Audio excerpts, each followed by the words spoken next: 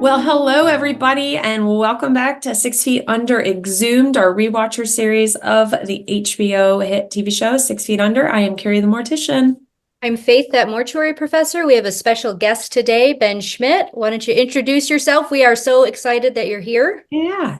Oh, I'm happy to be here. I love my friendship with both of you all, so thanks for having me.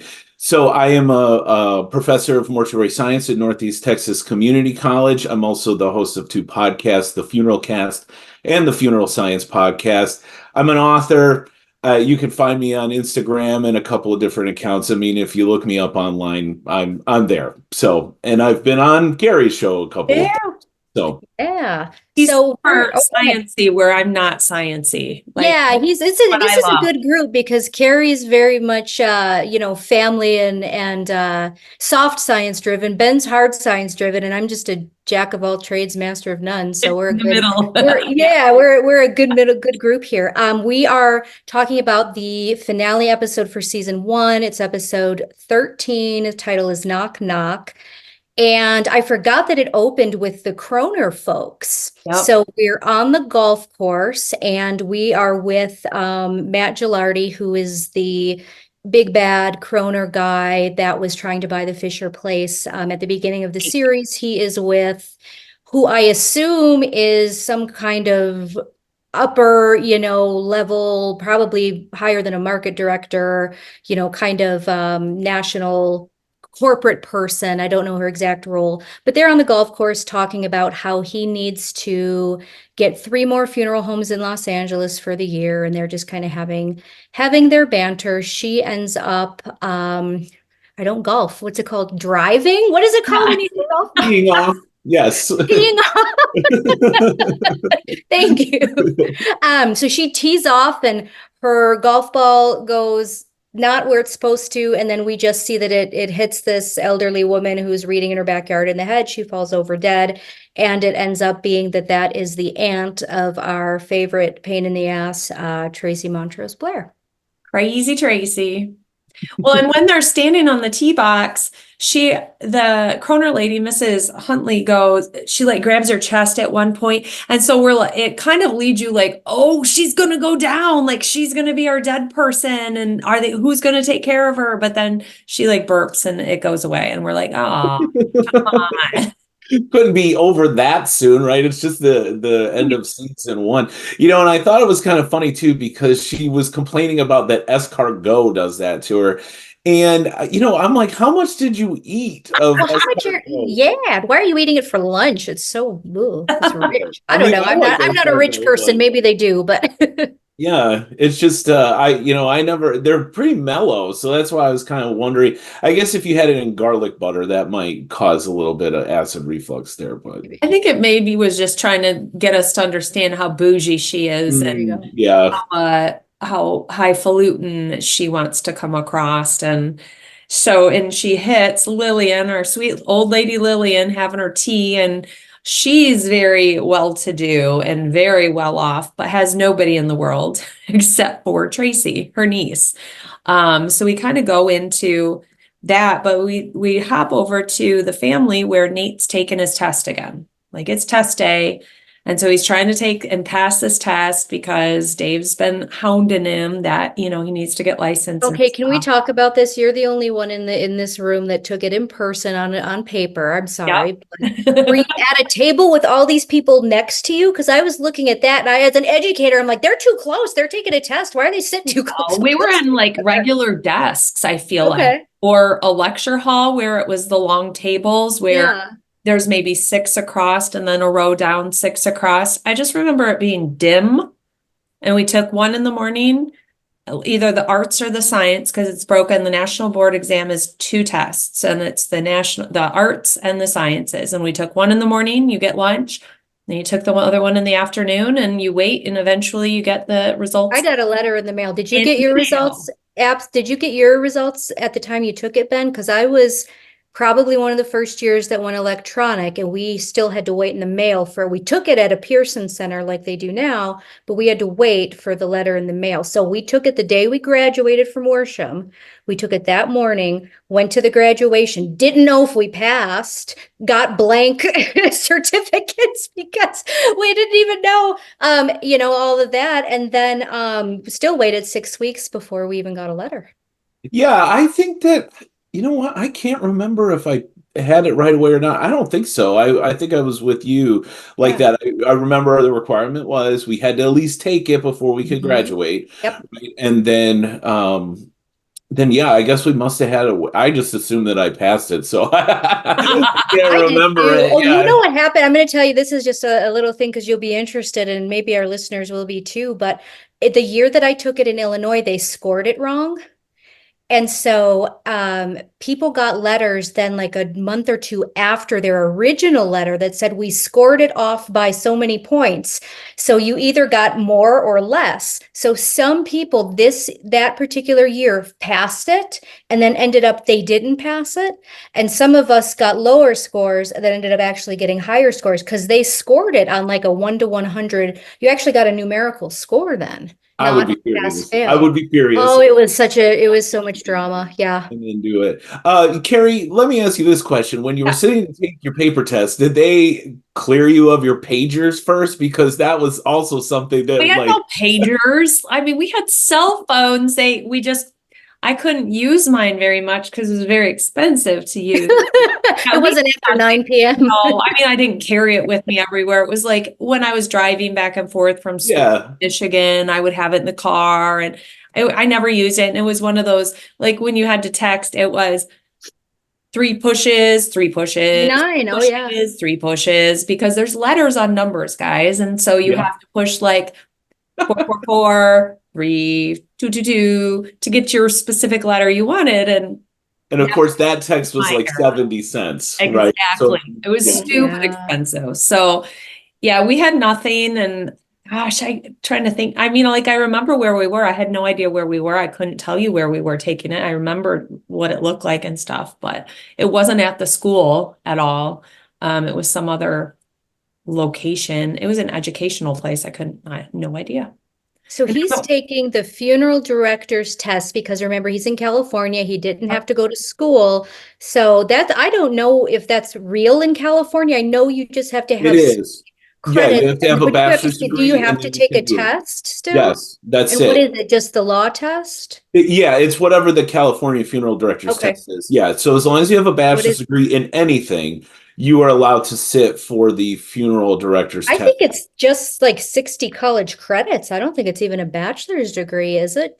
As I understand it, it's a bachelor's degree. At least it is. It might be. Yeah.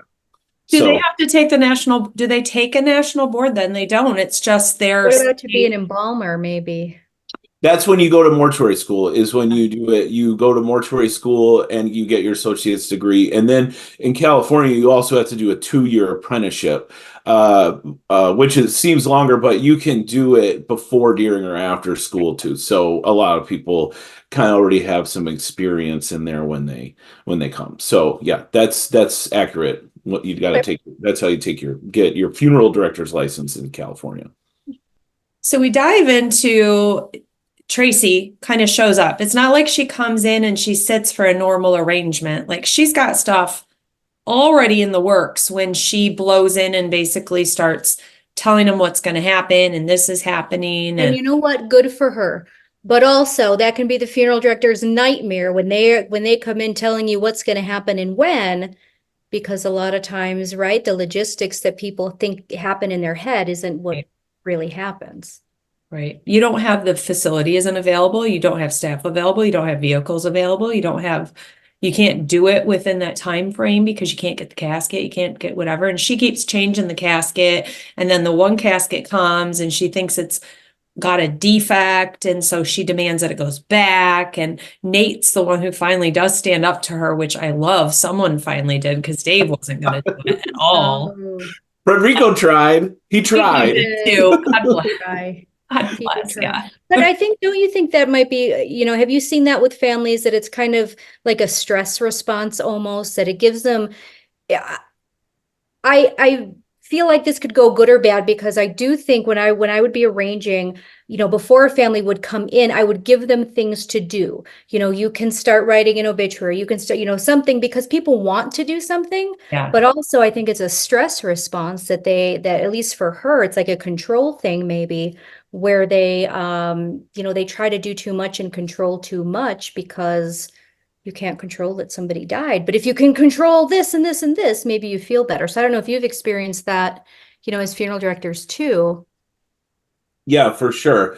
And then they kind of go into this planning mode, right? It's kind of this delayed grief type situation where they are, navigating because what they know to do is their job, and their job is to arrange that kind of thing. In that particular instance, right, I felt bad for David because he's standing there like, hey, can you sign this? And I think later what we find out is what it was the contract. But, he doesn't speak up, because a lot of times what you have to sign is like permission to pick the person up and that kind of thing. So it's more than just, hey, this is what you agree to pay, but also we need these forms filled out so you go to the hospital and pick somebody up. Well, it's a release or an embalming authorization, right.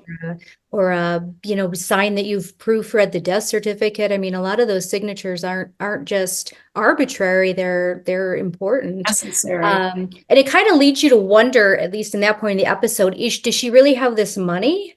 Because she's so flippant about it. And someone's like, well, if it's not a big deal, then just sign it. So it's kind of strange. Yeah, it's almost like they're trying to point you towards there really isn't money or something, or she's spending outside her means. But I think it is her just trying to control something when she has a lack of control. And when she really starts sharing the emotion, like, I don't really have anybody else. Like, I want to take care of her. But we see people when they come in the funeral home and they kind of do that, it really opens you up for a lot of scrutiny and a lot of bad emotion. That if that casket comes in with a ding, out comes the fire, because you've tapped into whatever emotion is building inside, and whether it's pain, whether it's whatever, it can come out as anger and at the funeral director, because that's who's in front of you. And it seems like not safe, but you can't do it at your family or your friends. And so you do it at this like random person that it's not going to matter in a couple of weeks, essentially. And so we do take on a lot of tongue lashing sometimes over things that are not our fault, things that are not controlled by us, things that, it's hard to prevent ever that happening. We don't know when it's going to happen, but that kind of scenario easily can lead to it. If one little thing is not right on point, it like opens the can for everything to be criticized. And yeah, I'm thinking back to some families, and it's bad. It can go. Well, it's always something minor to us, because we see, like we've said so many times in this series, we know everything that goes on behind the scenes, and the families just see the end product. And to us, it's like, gosh, of all the things that could have gone wrong, I mean, a little, nick in the paint, boy, that is really, really considering what could have happened, along this whole journey. Yeah. But it can be just that one thing that sets somebody off. And interestingly enough, I think we've all gotten, berated by families. But one thing in my experience, at least, I've gotten apologies from so many families too at the end. And so I think that, and I'll always say this, funeral directing is hard, arranging is hard, but most people are good. They really are. I believe that. And I think that they are grateful that we're there to do the job that we do. And, so we just have to remember that they're in a bad place. And, many families, at least in my experience, have come back afterward and apologized for some of their behavior, because they do recognize that it's a grief response or a stress response, and that's not really who they are. And so it's just this weird, like, relationship between funeral director and family, where you kind of have to take that verbal lashing. That's I hate to say that's part of our job, but it is. To be able to have the thick skin to accept that. But in most cases, the families are just under acute stress. And I've been apologized many times. Yeah. I was hoping that one of them would have just take like one of those wood crayons and be like, I know. Gotcha, right? Like Right. the whole time I was like, don't you guys have a wood crayon around? Right. Yeah. Just that Get it filler, going. those little touch-up pen things. Yeah, something. And we're Something. good. We're good. Yeah, and move on. Move on. Mhm. When we go over to Ruth, who is at the flower shop, and she has told, I just put down Russian man every time or Nikolai. Russian whenever I'm talking about him in my notes.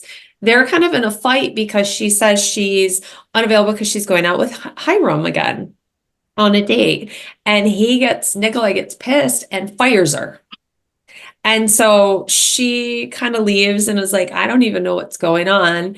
And we learn later she comes back and it's fine, but yeah, his reaction is pretty bad when he's got these other women anyway. So why does it matter? So poor Ruth is just going through it. She's never had this. She's never dated. She's never had the heartbreak, the ups, the downs, the multiple dudes like things. So I love that we get to see this middle-aged woman going through what it's like trying to date as an older person, which is. And I like that it's not any easier than it is as a younger person. Oh, right? it's They don't make it harder. like it's worse. So like, oh my gosh, you still have all this drama when you're oh my gosh. Yeah, because then you're dealing with exes and children and legit jobs wherein, when you're teenagers or even early 20s, they may not be your careers you're in, or, you don't have kids always, or the exes, or like it's so many more layers of stuff that you got to dig through. And the baggage grows as you get older, and it's not always bad baggage. Kids are not bad baggage and stuff, but it just adds layers of Complication. Sure. Yeah. Yeah. And then she goes out to dinner with, oh, go ahead. I'm sorry, Ben. Yeah, she's a recent widow, but I do think that Ruth Fisher is probably my favorite character on the show because so great. One thing that she's learned after her husband died, it seems like she's like, you know what? I'm not dealing with any more garbage. Like I'm going to do what I want. I don't have a lot of patience because I've been patient and all my kids are grown and I should have what I want, and she stands up for herself. So I really like that about her. She goes out to dinner with Hiram and he's like, well, I met someone else. And this is, of course, after she tells Nikolai that they're done because she's chosen Hiram. Then they're out at dinner and he tells her, well, I've met someone else. And she's just like, good. I don't even care. And he's almost like, well, you're supposed to care. What do you mean? Like I'm breaking this news to you and you don't even care. Well, they're having like a really good dinner and like wine and stuff. And I think she's like, all right, good. I got a nice meal. Thanks. Right. I love when Ruth's hair comes down, literally, because I feel like she's a different character when she lets her hair down. It's like such a different, ballsier version of herself than when she's all tapered up and quiet and stuff. So I like that when her hair's down, I'm always like, ooh, what's coming now? Like, what's going to happen? Oh, Ruth's on the prowl. Right. I think that, we should talk a minute about, Brenda and Nate go to visit Billy, or Brenda goes to visit Billy, brings Nate with her. And, just kind of his demeanor is completely different from the last time we've seen him. I think we're kind of given through dialogue the impression that it's because he's heavily medicated and, things like that. And that's such a sad situation to me. If you have someone that you're close to that has those severe mental health illnesses, it's very, very difficult. And it's almost like, is this the real Billy? Or is he saying these things because he knows that he's done something kind of crazy? So it's still just that feeling of, well, he's okay now, but is this going to last? So it's a good scene, I think. And I think Jeremy Sisto is just perfect, in the role of Billy. He's so good. He is so good. He is, and in this particular case too, Brenda is not somebody who should be offering any advice or like analysis. I know Rachel Griffiths won awards for this, but I would say that Brenda is my least favorite character on the show. She's very cringy, and like the writing of her character I just have never thought it was very good. It always seems like this is what like a 14-year-old girl would think was cool. And I'm like, it just always rubbed me the wrong way considering the quality of the rest of the writing. And maybe I just missed something while watching it that I'm like, maybe that's how this character's supposed to be. I don't know. It was very. I think just overall, audience feedback on Brenda is overwhelmingly negative. So I think you're in line with just kind of the general, perception of the character.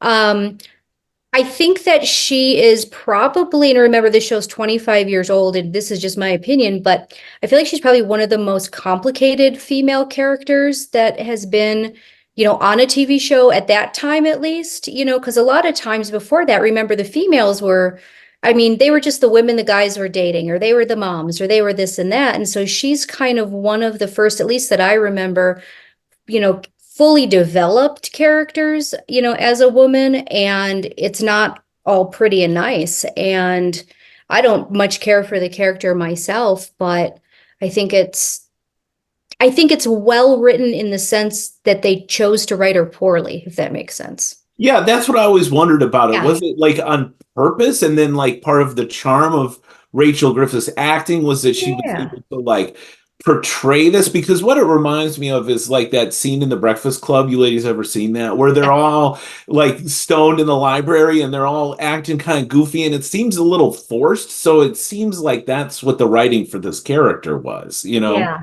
Well, and like you said, she seems like it's a 14-year-old something, but I think some of that is she's a big girl in a mentally repressed in a lot of ways, because that's about where, she was a young kid when she kind of started getting all messed up, and they wrote this book and they really were mind messing with her. And I think some of her is stuck. So she does the, I'm going to take my toy and go home game a lot, because I think that's her only way of knowing how to deal with it, because she doesn't have big girl ways of dealing with stuff. And so Nate and her kind of ping pong back and forth of who's going to be more messed up today. She always wins, and he deals with her and puts up with her for whatever reason.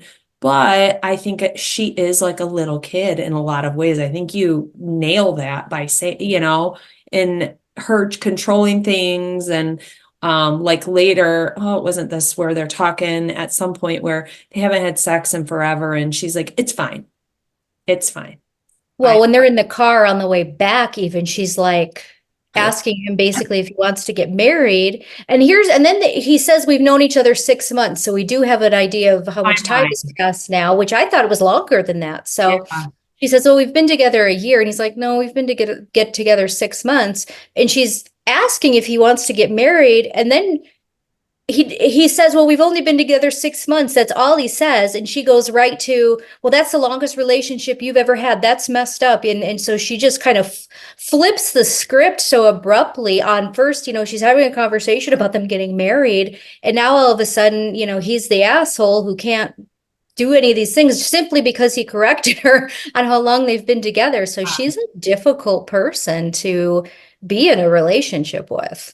Well, and then they crash. Right. Yeah, they crash. They crash. Yeah.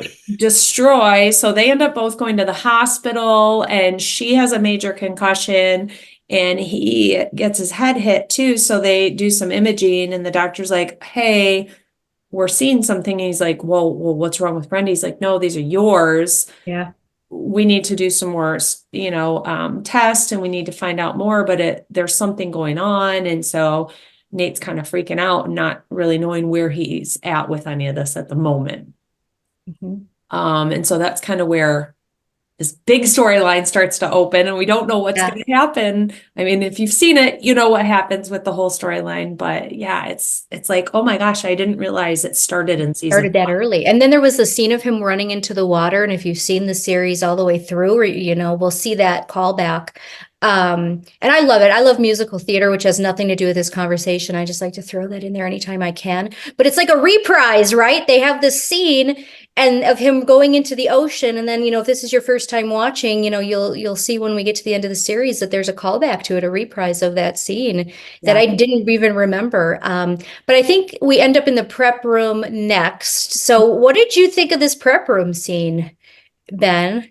Well, I watched this show before I went to mortuary school. And I always remembered, how realistic the prep room scenes are as far as a hub of communication for a funeral home, right?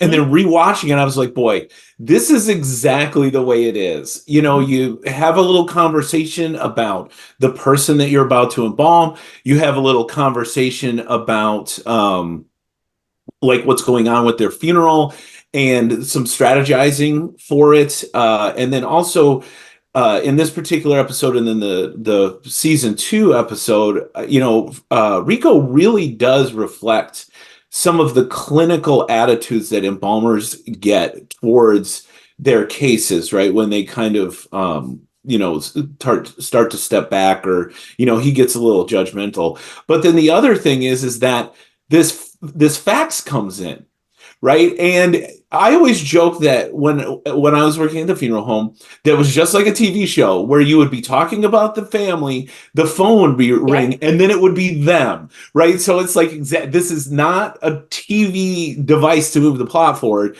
Like, that literally what happened. So when that fax comes in, I'm like, that makes total sense, because that's what although the fax in the prep room, I mean, I don't remember if that prep room is supposed to be like also the funeral director's office, like off to the side. But I was like, fax in a prep room?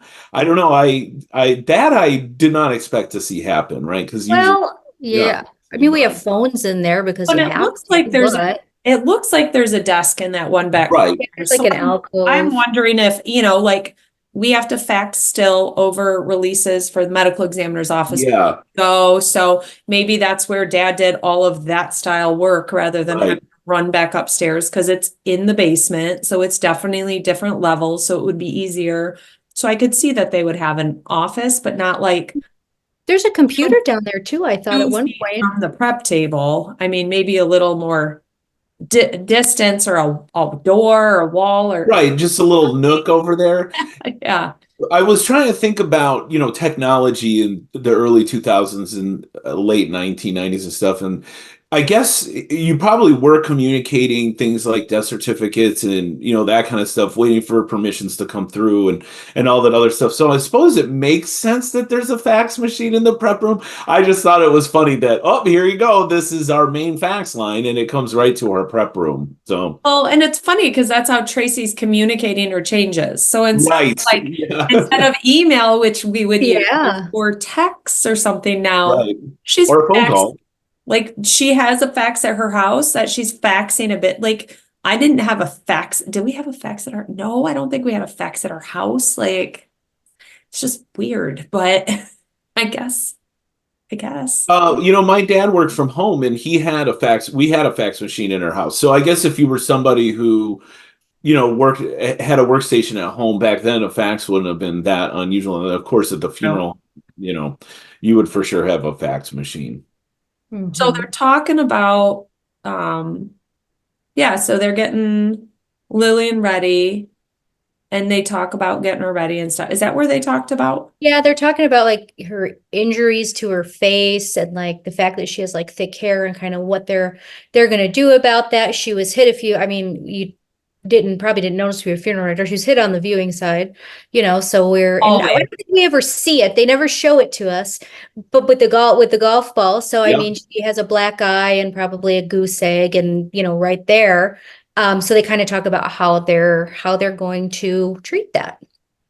Yeah. And it seemed like both of the answers that they threw out there were one of those things. And I'm like, somebody might do either one of those, right? And like that whatever she had happen. So if you get hit right there in your temple, even if it kills you, it can cause a compression that causes your eye in the bruising. So postmortem bruising like that is actually quite rare because bruising is an immune response, basically. But having that particular spot right in the temple could have definitely caused a compression to break the capillaries and stuff like that. So Yeah. kind of interesting from that standpoint. And then also what I liked about that, the fact that Rico was quizzing him, obviously David now has to take on some of the embalming responsibilities. And you see that as an example of how they're teaching each other, right? Because we also have Rico learning to make arrangements because that's not something he had done before, right? So while they're waiting for Nate to get himself together, so it's like interesting how these two guys are now having to work together in the absence of David's dad. Yeah, for sure. And yeah, they talk about I can't remember how the conversation goes, but it's something like, Rico asked him, what are we going to do about this? And his response is to fill a hypodermic syringe with phenol and inject it. And then Rico says, why wouldn't you want to use a compress? And I forget what David's answer is, but Rico implies that doing what David said is the right thing to do. And I kind of thought like you did. I was like, well, I mean, either one's fine. It just depends on the injury. We didn't see it, so I can't say what I would do because I didn't really see it. But I didn't think a compress to start with was wrong necessarily. But it's just interesting because there's different ways to get to the same result when we're in the prep room. Yeah, definitely. It would just to me, the difference is like how swollen, because a compress, would reduce any kind of eye extension. Whereas if the eye isn't necessarily that swollen, but there is discoloration around it, something like a hypodermic injection there would probably be a little bit more appropriate. Yeah. So nice. When we talk, so they're getting her ready. Another big part of this episode story is David in the church, and he's at this meeting with all the elders and the deacons and stuff, and they're talking about how Father Jack has to go because he's gay.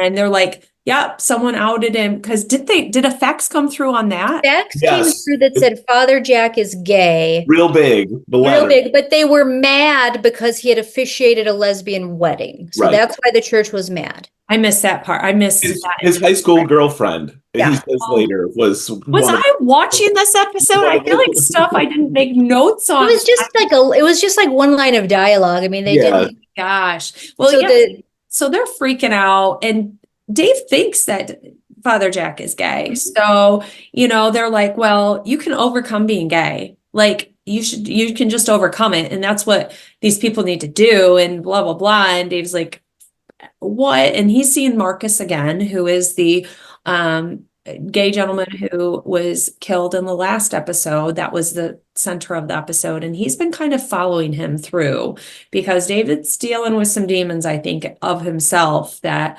accepting being out and accepting telling people. And he goes and he sits with Father Jack and he tells Father Jack that, well, I'm gay. You should just come out. And Father Jack's like, well, I'm not gay, David. And he's like, but you should probably resign as being a deacon if you are. I like that he says that he's tired. Yeah. Because I think that's an important thing that, to be in there, because first of all, again, this is 25 years ago, and David did assume that anybody supportive of the community was gay. And that's not true. There are many, many allies that are as straight as a whatever. And so that was a faulty assumption on David's part. And just kind of that idea that you should be fighting at all times. And Father Jack saying, I'm tired and I know what battles are worth picking, and this isn't one. And that's something that people don't like to hear, but it's true. You can't fight every single time, or then you're just a person that fights all the time, And I think he's right. I think in this situation, the best thing to do is to just kind of resign. I mean, it sucks for David that he would be pushed to that. There's no reason for that, but it isn't something at least that time in the world and in that church that is worth the fight. And I think that's good advice. When he has to get up and do this last reading after he's resigning, and talks about was it a dream or was it not a dream? I'm trying to remember back. No, that one was real, I think. Yes, I know they always have the applause wasn't real. Yeah. The applause wasn't real. But him talking and saying, like, I have to be who I am. And he talks about loving himself the way God intended, like being good with who he is and being okay. Because I think his biggest battle is with himself and accepting, as Keith has been telling him the whole time, like, dude, you got to just be you, because I can't love you and you can't love me if you don't love yourself. Right. And so he basically says it all out, and Keith is there when he says all this and is really proud. He's there with his boyfriend and is there. We're so proud of him and stuff. So it was a pretty kind of a cool moment to see Dave be so vocal and it is about and the way he said it was good too, because he didn't say he didn't make it about being gay. He made it about not loving yourself, and that's something everybody can. Oh, heck yeah. Understand. Yeah. That was the other thing he said, that he didn't want to be a bigot. So that was his thing. Yeah.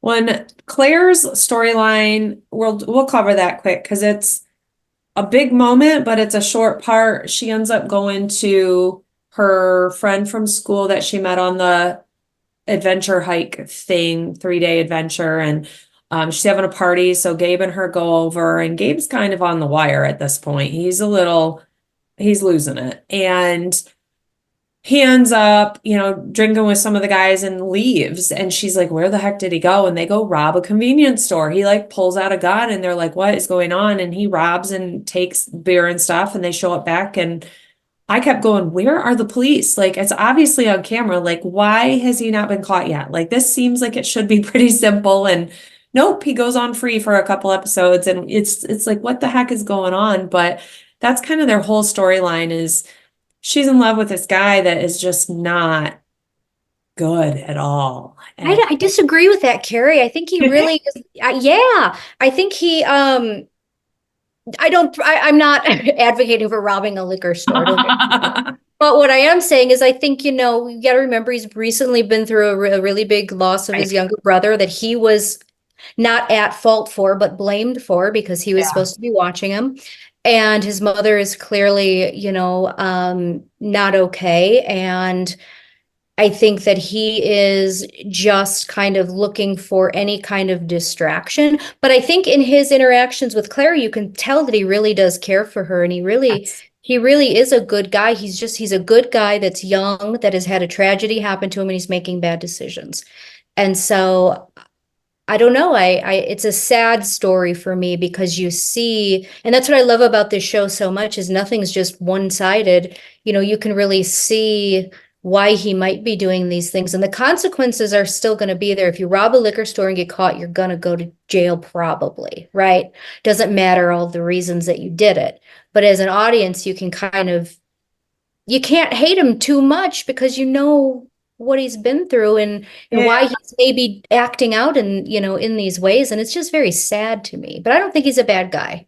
He was such a jerk though in the foot episode. So to me, I go back like, he was evil to her and hurt her and did a lot to her in that episode by throwing her under the bus and saying all this stuff. And turn it down. So he does later go back and realizes who she is and what she's about and appreciates her. And you can see that, but I just don't forget. I couldn't forgive that beginning person. And I think right now he's just mentally and emotionally broken and unstable, and is just on this huge downward spiral and taking down kind of anybody that's around him. And so it's like, okay, when was this going to stop? And so it's so brief, the storyline on this episode, but so much more is coming with that whole thing. I have a question for you too.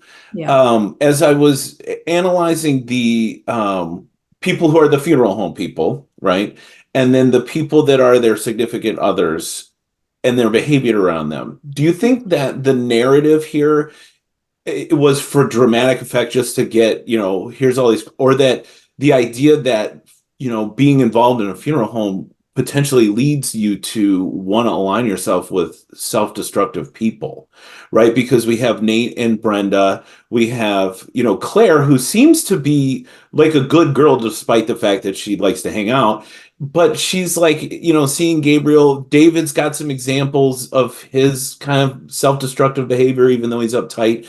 The mom is starting to show kind of this like Yeah. flow thing. The dad himself was a little, out there. So what do you think about that? I don't think it's really a narrative necessarily, but I think there's some truth in it. I think that we're all self-destructive in some way. Sure. And I think that, I think there's something to be said for what I've always just kind of called it the funeral director's paradox, right? Where it's like when you are faced with death every day, you can't ignore it. It's different than any other job in that you're acutely aware that everybody's going to die, including yourself, and that everything you do matters because you're just always in that mindset. But also, you know that you're just going to be dead and then people will forget about you, so nothing matters. So at least that's how I've always felt. And I don't know if that's led to self-destructive behaviors or seeking self-destructive people, but I'm like, nothing matters. I'm going to be dead soon. But I'm going to be dead soon, so everything I do matters. And it kind of really does mess, with your mind a little bit, I think. I don't know that they are subconsciously seeking out self-destructive people, but I think that they are maybe more aware that people in general are self-destructive and complicated because they have to see it every day. Is it too much of a stereotype? I mean, I guess that's what I'm getting at. I think sometimes, I think in the show, they kind of make Nate a little bit too much of a stereotype with this, everything's so beautiful and meaningful and all this stuff. And they kind of do it a little bit in these episodes we're discussing because of his brain thing. Right. And I've never been one that, at least for me, was like, oh, I'm just so, life is so meaningful and wonderful because I'm a funeral director, and it's never gone there for me. So I think there's a little bit of that, and I think they have to bring that into a show, or else it's just a dark show. Yeah. What do you think, Kari? I think looking at kind of myself and people that I've dated or friends that I've, kind of been drawn to. I'm a perfect pleaser. I'm a fixer. I want to fix. I want to help. And I think that is a strong personality of a lot of funeral directors. So I think we are geared towards connecting with people who have something that needs fixed or we feel needs fixed. Either they've had a recent loss or they've had a heartbreak or they've had something where we feel we can help and we feel we can fix and we feel we can make it better. And that's kind of a lot of these relationships that these guys are all geared towards. But then you step back and you realize, well, crap, they're all kind of broken too. So are we kind of broken people hoping we can make ourselves better by fixing in the long run? Like, rather than looking in the mirror and doing work like David needs to do, it's close your door people first, because then maybe I'll feel better, when really you need to step back and maybe work on yourself first, which we don't do as often as we need to as funeral directors. That's where my mind goes with it. That's a good point. I guess a lot of people come to funeral service by going to a funeral for one of their loved ones, see how a funeral director helps them. Right. And then they think, oh, I can do that too. Right. Which, many of them do, but they also, like a little project, so whether, whatever the relationship is that they have with somebody who is, a project. I think Nate's in a little over his head, and David's actually fixing that one. David's true love, it seems like the most stable person on the show. So it's kind of true. Maybe we're just less run off by broken people than others. I suppose. I think our tolerance is high. Maybe our tolerance is higher. There you go. I think everybody's broken, though. I mean, everybody's, if you really get to know somebody on a relationship type level, every single one of us has some deep problems. So where do you live? Do you live in the break, or do you live in the holes, or in the parts that are whole? And I think it's what people choose, and you can ignore that it's there. Like everybody, I took the personality test. I was a perfect people pleaser, and it's like you have a bucket.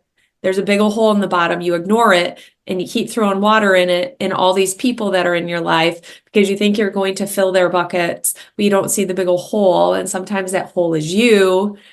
And you don't realize that it's not that you're the problem, but you're never going to fulfill anything because you can't. And so you have to step back and realize like you can't fix everybody and you can't make everything better. And I think there are a lot of funeral directors who think that being a funeral director and caring for families is making them better and making them whole and making them perfect to go on to the next phase in life and fixing their broken heart and fixing this lost pain. And that's not what it is. Our job is not to fix them. It is to make sure this period goes smoothly and they can transition into the next one well by helping them do what it is they're envisioning and want during this loss period here so they can get to the next. We're not making them perfect here to get to the next because that's not ever 100% of the time possible.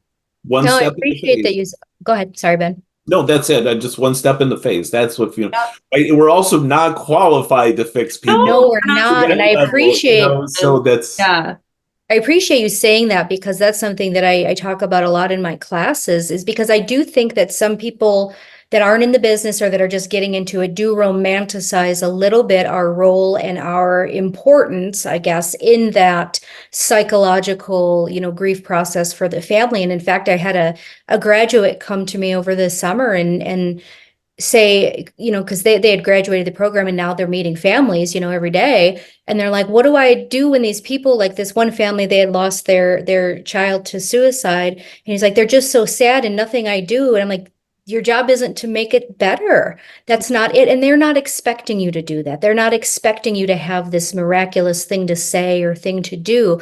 What we have to do is not make it worse, right? We have to make this process of it, these couple of days go smoothly, no complications, do the best job that we can, but it is not our job to heal them or to make what happened better. And so when we take that stress off, also, in my opinion, when we take that stress off of ourselves, we actually do a better job. And so the way that I put it to my students, and every funeral director is different. Some people have a much different perspective on it, and it's fine. But for me, when I was, a daily arranger and director, I was best when I didn't pressure myself to make their situation better, psychologically or emotionally. My serving families was always getting the business of this done for them so they don't have to worry about this. And right. That to me is what is so important. Yes. Right. Mm-hmm. And then, of course, be a resource for people who are grieving, right? Like, I can't sit down and do therapy with people, but I could say, here's somebody that we support, or, some places put on their grief support stuff where you can connect people. And then, of course, we do like memorial services and stuff at funeral homes that are more blanket for veterans or holiday times and make sure people feel included. But yeah, that's different than dealing with people's individual issues. And, close your door.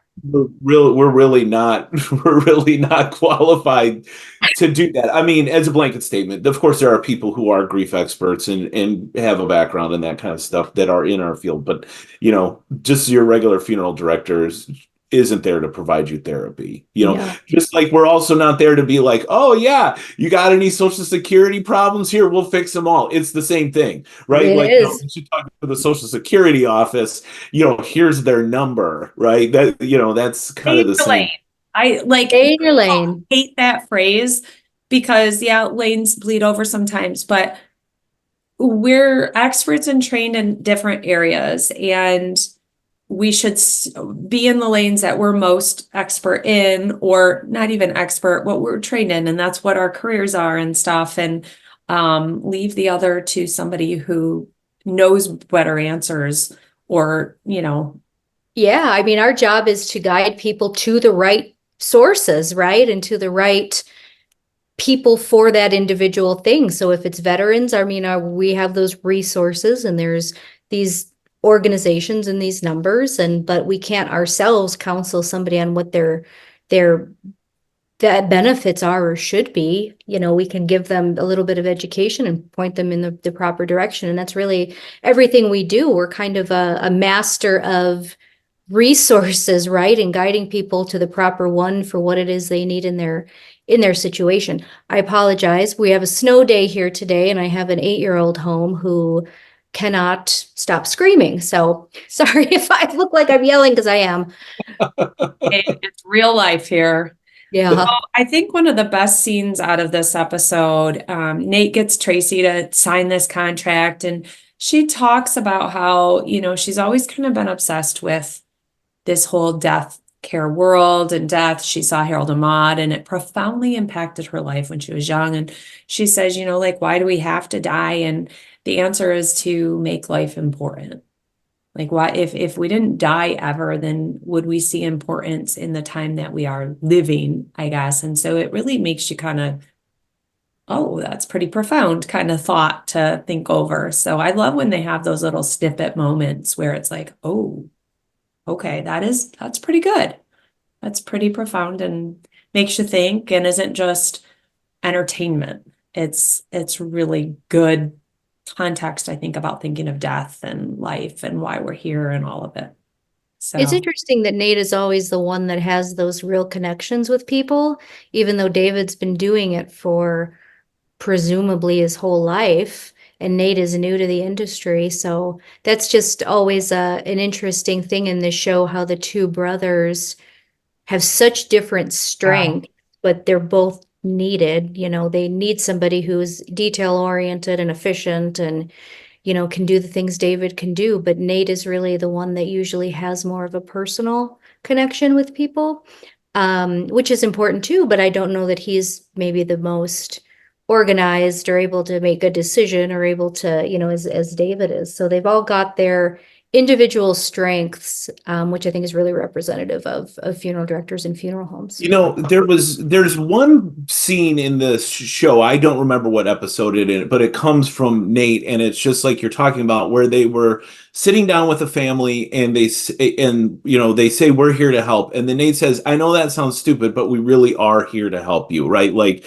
clarifies that, yeah, you might think that we say that to a lot of people, which we do, but it's meaningful, even though it's kind of a generic statement. And that always stuck with me through, all of my career, really, is that message that it's hard to say we're here to help without standing generic, followed up by, no, we really are. Like, we're not just saying that. We will help you, but it sounds stupid coming out of our mouths, Sounds cliche, but it's exactly. Yeah, I guess not stupid, but cliche, right? Just a generic response, but we really are. So Rico has come to them and says, hey, we're going to do our christening for Gustav, and we're going to use the funeral home. And they're like, well, we got this big old funeral that's really expensive. And he's like, it's fine, we'll come in after. So it's like Lillian's wheeled out one door, and in comes the whole Hispanic community with all the,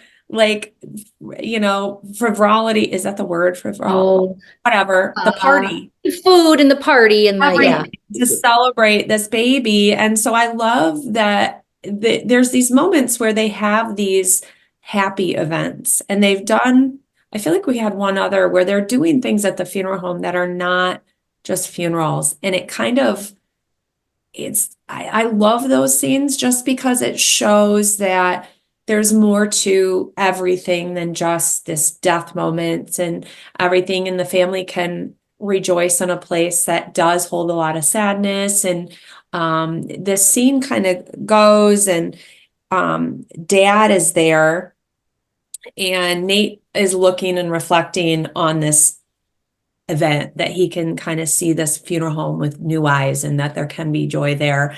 And Dad's there, and you see Dad just kind of walk up the staircase and leave. And I'm like, is Dad coming back in season 2 at all? Like, because that is literally the end of season 1. And I'm like, oh no, is he coming back? Or is this him like passing the torch and, okay, my job here is done?